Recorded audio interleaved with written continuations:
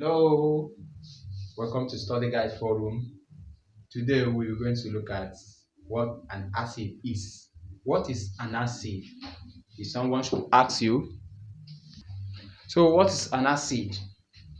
Is it an acid because we use it in our batteries? That's our car battery.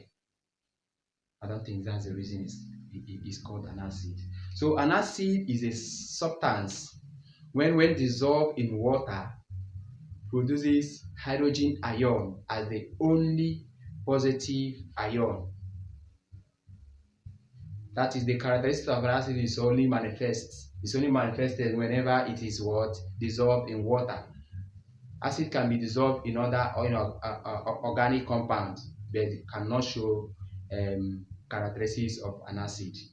So it's only when it's dissolved in water, because once it's dissolved in water, the ions are free to it will ionize to produce hydrogen ion as the only positive ion. So that's why we say it's what an acid. An acid can be what strong or weak. Why do we say that an acid is a strong acid, or why do we say it's a weak acid? Why do we say that an acid is strong or the other one is weak? So when we talk about strong acids are those ones that ionize completely. They ionizes completely in water. They ionize completely in water to give us hydrogen ion as the positive ion. While the weak acid are the ones that they don't ionize completely in water. For example, examples of those strong acids is something like triazonitrate 5 acid. We have tetrasulfuric acid. We have also hydrochloric acid or hydrogen chloride acid. The other one it can be called sulfuric acid and nitric acid. All of them are known to be what um, strong acid because they ionizes completely in water.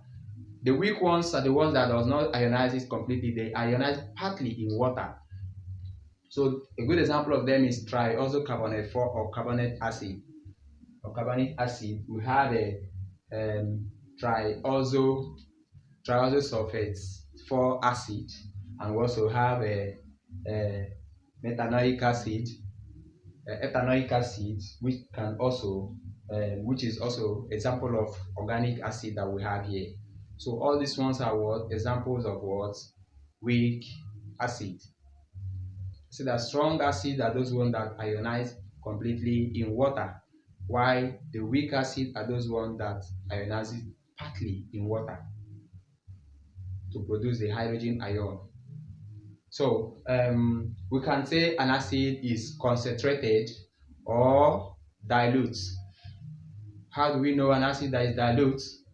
An acid that is dilute is an acid that has large quantity of water, while the acid with less quantity of water is said to be what? Concentrated. It says to be what? Concentrated. That means concentrated acid has little amount of water or little volume of water, and then dilute acid has high volume of water. So we talk about the next thing we talk about here when we'll be dealing with acid and its property is basicity of an acid. Now, what is this? What is this? What's the meaning of this basicity of an acid? Basicity of an acid is talking about the number of replaceable hydrogen ion in an acid, in the molecule of an acid. Now, for every acid, they have certain amount of hydrogen that is there.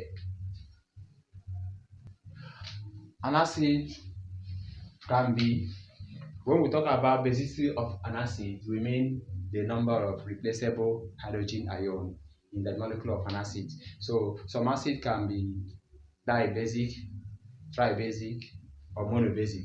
A good example of monobasic acid is the one we call hydrochloric acid. Is monobasic because it has only one hydrogen ion, replaceable hydrogen ion. We have diabasic is tetraoxosulfate, which has two replaceable hydrogen ion. Why this one um, phosphate phosphoric acid is tribasic, which has three hydrogen ion in it. So the next thing we look at now is the physical properties of an acid. What makes an acid? What are the physical properties of an acid? One acid, dilute acid, is known to be very sour to test.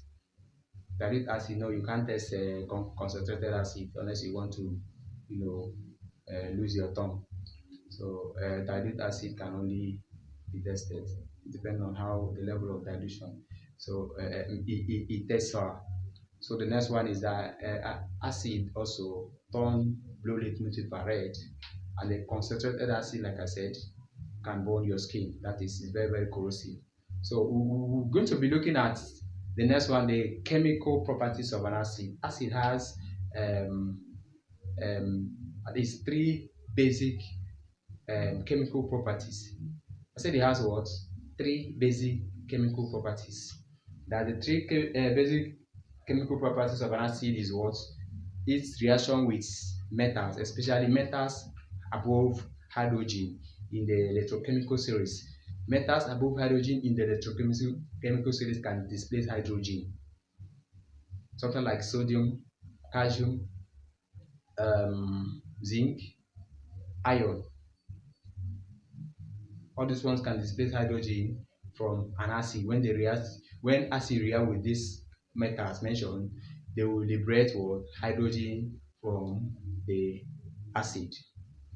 So another properties of an acid. But then I want to tell you something. These characteristics of an acid, dilute triazonitrate 5 acid, is an exception, because dilute triazonitrate 5 acid cannot displace hydrogen when it reacts with what?